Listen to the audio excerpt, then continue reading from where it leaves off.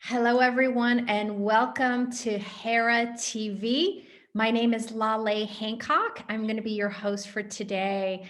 And I have one of the most special people in Hera here with me today. And I want to introduce him and his gifts to you. His name is Gil Bakhtiar. So, Gil, welcome. Thank you, Laleh, for your invitation today. So many of you may know this incredible person from his architecture work and being known all around the world for all the awards he's received, but he has an extra story here. He is actually one of the originals in the discovery of Hera. And I want him to share all his stories with you. But first thing we're going to start with, you know, Jill, you have such an incredible background. I know you were born in France, but you've got some beautiful ties to the Middle East. So can you share a little bit about you, your family, and really this magic of cultures that you bring into your work? Yes, thank you for asking me, Laleh. I think it's a plus to become from a mix of culture because it's a luck because you are more open mind, and in my case, as you said, from mostly both culture, the European, the French culture, because I was born here in France, and also from Iran because the most important part of my family is from Iran.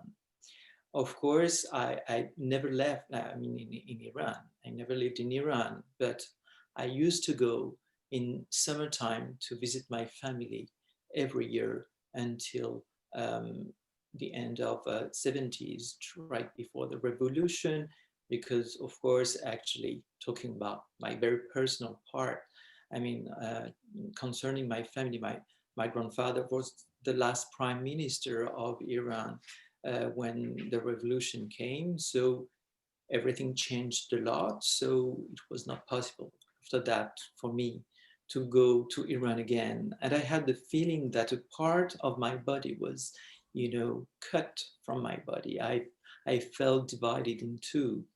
And it's a pity. But you cannot stay, in this position. You have always to keep the most positive part of each event.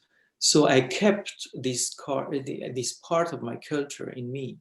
And of course, because you never lose what you are, and you follow, you build your own personality with what is sad and what is good. So I really prefer to keep all good, and that's what I'm doing every day.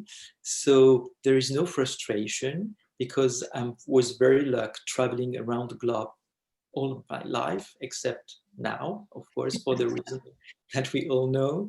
But also I could appreciate so many different kind of cultures around the globe. And there is one thing which is, very simple to say. We are all humankind. And being humankind, I mean, we are all the same. Of course, we have different kind of cultures, languages. Sometimes we feel very far from some people who look very different from us. But actually, to be honest, we're all the same. And talking about men and women, maybe we're going to talk about that later on. It's the same thing. For me, there is no difference. So when people say that women are different or men are different and they want to divide people, the humankind, I'm against that. I think it's not a good thing. I think when you meet someone, you don't have to think, is it a man or a woman first? Of course, you see it immediately, but it's not the most important thing. It's the personality, it's the person that you meet, which is the most important to me. So you see, my mix of culture, as you said, is a plus. And I think it's very useful in what I do, architecture and design around the globe, because I understand people, I listen to them. And what I do is not something that comes, I designed for myself. I design for others. I make projects for others because, you know, it's my job. Yeah. So I do want to talk about this men, women conversation. With Hera, it truly is to contribute to humanity. So there is no separation, but there's also a gift in bringing tools and resources for women. And, you know, you and I briefly talked about this, but I want to just share that with the whole world of you being that original person who was chatting with Marinella, who is the CEO of the organization, the founder of it. And what got you to even create such a magical concept and also a city, you know, Hera City, and you architecting the city? So I don't know. I just want to hear so much more about this. Sure. I know Marinella for many years, and we did many things together even before Hera exists. And one day we had this conversation with Marinella, I remember, and she said, the one thing that we are going to do is to do something for women. And I looked at her and I said, this is a dream I have for so long time. And why? Because I'm not directly concerned. Of course, men who think that are wrong, but it's a question. And I say, well, because I have so many people, women around me who are amazing, who are, for me, a teacher or whatever. I mean, I learned so much. I learned and I still learn nowadays, and including Hera project, because we are a mix of different people, intellectual people who are come from different, you know, discipline. And I think especially about a woman who is a very important person. She is a psychanalyst, and she does studies about people and so on, and she is a very important person, and she spends time with me to work about Hera City, what it's going to be, and so on. She's also a very, very good philosopher and so on, because architecture is, you know, not just building houses or whatever. It's much more than that. It's where we live, where we work, when we share. It's all of that. So it's much more than just building. The spirit is the first thing.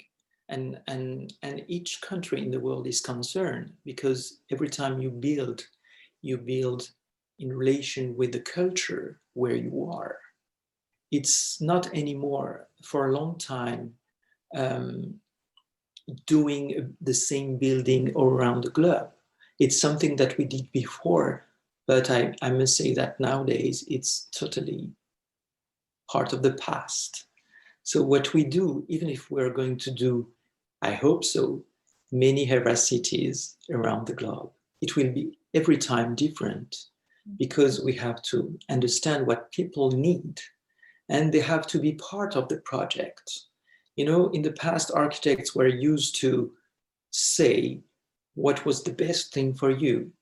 I am going to design what you need. Listen to me.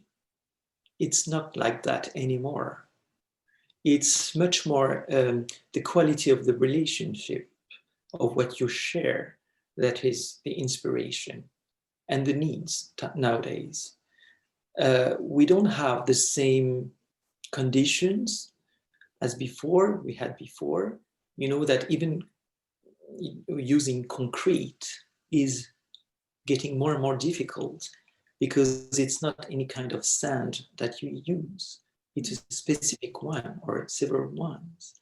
And we don't find anymore that much of this material, and many other things like that. But what is the most important thing is that people are part of the project. When, for example, you decide to be in India to build a city, you have to think and to share a lot with the people. And India is not just one country. It's a mix of different culture. So it could be much different from a place to another. And talking about women, why do I'm so involved in that project with passion? It's again because some people in my own family, some women in my own family are very important to me. Right now, talking with you, Laleh, thinking about my great-grandmother. This was once, even more than 1 century ago. Imagine that. So she was with her husband, pregnant. And one night he came back home, and this was in Iran. This is my Iranian family. He came and he was, sorry to say that, drunk. And she didn't like the way he talked to her, just talking. She said, I'm leaving. And she left him. And what did she do? She started to draw plans and build houses by herself. And she was this little woman, not tall, very slim, very little. And she had 1 century ago in Iran workers around her, and she was doing the job by herself. At the end of the story, they gave her, to the street, her name, because she did so many houses, so many buildings in that street that she had this name. So imagine the example is this woman for me. And I have plenty others, my grandmother, my father, my mother, my sister, and so many other. I won't say more, but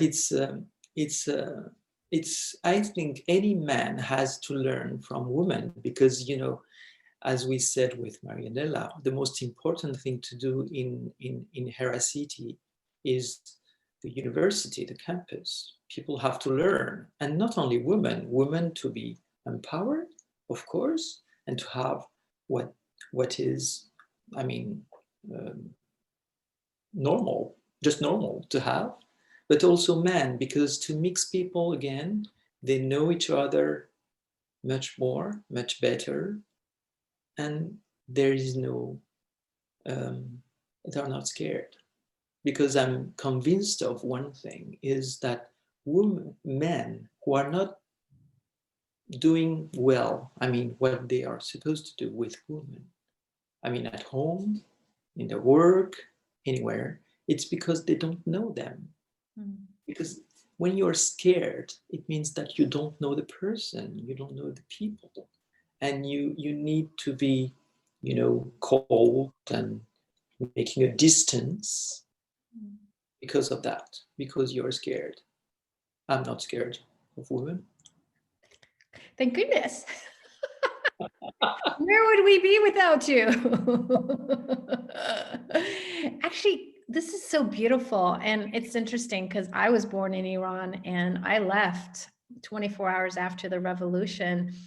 And what you're saying is so true because so often people don't know other cultures, or I think the world's changing a little bit for that. But I'd say, back then, 30 years ago, 40 years ago, it was different. You were different, and therefore you were isolated, or maybe they didn't know how to communicate with you, or, that there's a lot of things that come up because of the miscommunication.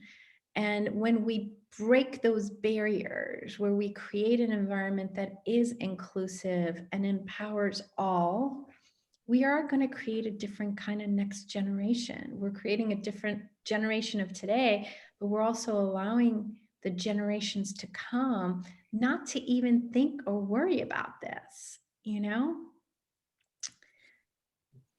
Yes, you are 100% right. I agree. Can you say a little bit more? I was just looking at the buildings in Hera City, and the shape of just like the way you architected it is just so beautiful. But I know it has a lot of meaning to it as well. Can you share a little bit more about your creative process with the design of the buildings? When I when I look at you and I see the way you shape the design of this building, I can see that you're talking about the convent center. Yes. So the convent center, of course, here the design that you saw is much more a concept than the real final building we're going to do. Because what is important is the symbolic part of it.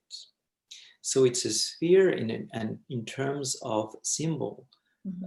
It's earth, it's woman, it's secret, it's so many things. And you are invited to explore and to share this secret, the secret of humanity. And if you look at the building, there is no one main facade. It's circle. So it means that you don't have to face this world. You're invited to go in, and you have different doors, and you can go from the part that you're facing, or from the side. It's a symbolic, and it's there is an evolution. You go step by step. You don't go straight to the goal. So it means that you have to think twice. You have to be ready. So it's a question of a spirit. If you share the spirit of Hera, you are invited. If you don't share it, you have to be more patient and to work on yourself a little bit more. And for the other buildings, the campus, you have this tower in the middle, which is the knowledge. It's the symbol of knowledge. And you have these different branches around, which are, meaning the different culture, the different kind of people who are sharing this knowledge. Because we are all, focusing on the knowledge of humanity, humankind. We are not, sharing one specific kind of knowledge for all people because of what we said before, the culture and all, but mixing the whole thing, it becomes something unique and something beautiful for everyone. And the other building is the museum. The museum is like, warriors that you open and close, it's your curiosity.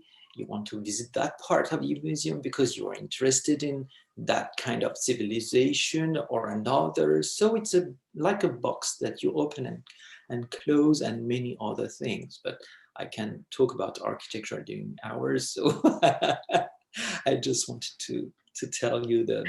No, I love it. And I love it because, you mentioned this earlier. It's the partnership with the country, learning the culture, what they require so that the city includes what they require. Now I know, it's going to be a green city, but even with green cities, I've been part of a lot of projects that say green, but this is a very different kind. So can you say a little bit more about the actual concept from the green aspect of it? Yes, you're right, Laleh. When we talk about green, we think about, sometimes we are wrong because we think we are going to manage that following the rules and this is done. No, it's much more complicated than that, because again, what is the most important thing to do is to link people, but to link people with Earth, because we lost this main link with Earth. The Earth is where we come from. So we have to be connected first when we're talking about connections, to be connected with the Earth and respecting it. So we don't respect and work with the lands, with the fields, and the same way when we are in a place which is very dry, or a place where it rains so much. So being green means different things, like we have different kind of people who are living in these different countries. So it's again a question of culture and of conditions. The context is very important. So I think that talking about Hera is a community. Of course, today it looks much more like a virtual community than, and this is the reason why we are going to build different cities to materialize this link and this community. But it's not a closed and exclusive community. It's an inclusive community, not only with people, but also with the land itself. I mean, we have to listen to what the site is telling to us. So it's green in different ways. And the main thing I would say, because the rest of being green, you can find by yourself. I mean, it's easy to say, but this part is a little bit different. I mean, this approach is a little bit different. I think so. It definitely is. And I'm very excited to share Hera City with the whole world because we've been waiting for this. I know personally, it's been my childhood dream. So I'm so excited to be part of Hera.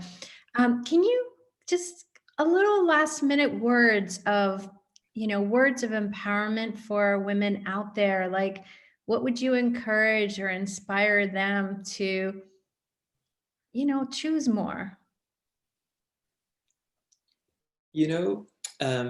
It's a question that I'm not the only one who is thinking about that. I know many of my partners and so on, architects, and not only architects, who are thinking about how to do a place where women feel 100% comfortable when they walk in the street, when they are at home, when they work, and so on. And what appears from that is that we won't design a specific city for women, because if we do that, what does that mean? We're going to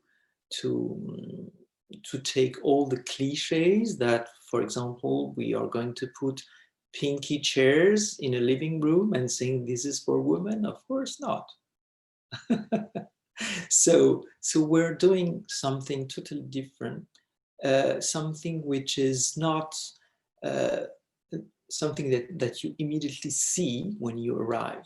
It's just the sensations, the living. Everything is going to be natural. And how it's going to be.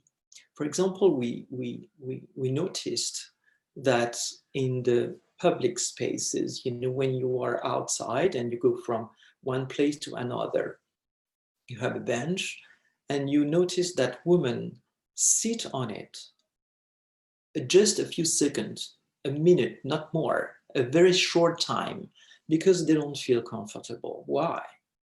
Because it's a question, again, of education, culture, and so on, but we won't change education in even one generation. It takes time. So we're going to design this bench a different way. We're maybe going to make it longer, that not only two people, one who is sitting and the other one may be disturbing the first one, but maybe 5 people. And then it's totally different. Just this little piece of design could change our habits, the way we are using the public space and everything. This is just a little example, of course. But it's interesting to think about just, the furniture. Furniture has a function, and this function, you can look at it a very classic way and saying, well, this is what we always did. So why should we change that? This is not important. This is not the main thing. Every detail is important. That is the reason why I'm taking this very small detail compared to the scale of a whole city, just to figure out how much it's important to think about details too. And thank you for being that way, because a lot of times people are looking at the bigger and kind of not as much detail on the details. but it's actually that all of it is required to allow people, like you said, to feel at home, to feel at it's a relaxing space. It gives them a space that they feel welcome in and included. And that communion with nature, I'm so excited about, because without nature, we can't be on this beautiful planet. So we also need to, build our communion with nature and also honor nature too, in the way that we design things and the way that we function every day with it. And just the relaxation. I know there's going to be some beautiful gardens also at the city, um, that will give people different spaces. So thank you so much being here today. Thank you for sharing the stories and inviting us to this energy of what you've been using to actually design and create this magical concept, which I know will alter depending on each country, but really it's fascinating. So thank you so much for you. And thank you for that original conversation between you and Marinella that led to more and more of these amazing conversations. Thank you so much, Laleh. It was a pleasure to share that with you. Oh, thank you. And thank you for everyone who's here, whether you're listening or you're watching us. And feel free to share this with anyone you know. We just would love to spread the word of heracity.org with everyone. And if there's anything you ever have any questions, heracity.org, and contact us there. Thank you, and we'll see you guys soon. Bye-bye. Bye-bye.